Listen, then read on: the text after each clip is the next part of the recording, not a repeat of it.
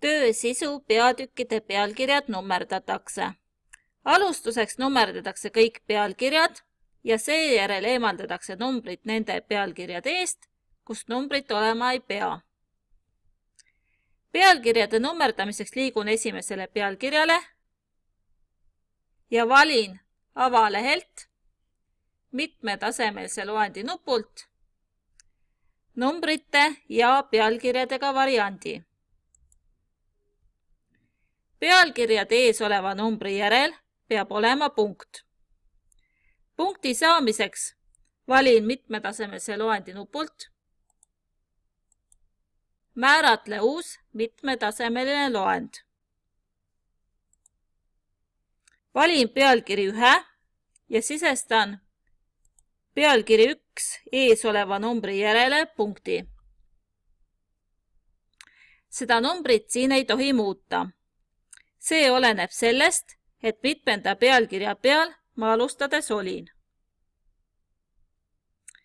Valin pealkiri 2 ja sisestan samuti numbri järele punkti. Seejärel valin pealkiri 3 ja sisestan numbri järele punkti. Kuna minu töös rohkem pealkirja tasemeid ei ole, siis võin vajutada OK. Seejärel vaatan oma töö üle. Pealkiri 1 järel on punktid, pealkiri 2 järel on punktid ja pealkiri 3 järel on ka punktid. Nummerdatud peavad olema töö sisulise osa peatükid. Sissejuhatuse ees numbrit olema ei pea.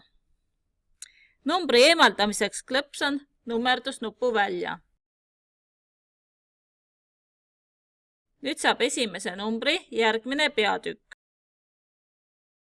Kerin kokkuvõtte juurde. Eemaldan numbriga kokkuvõtte eest. Numberloendi nupp välja. Kasutatud kirjanduse ja kõigi lisade eest.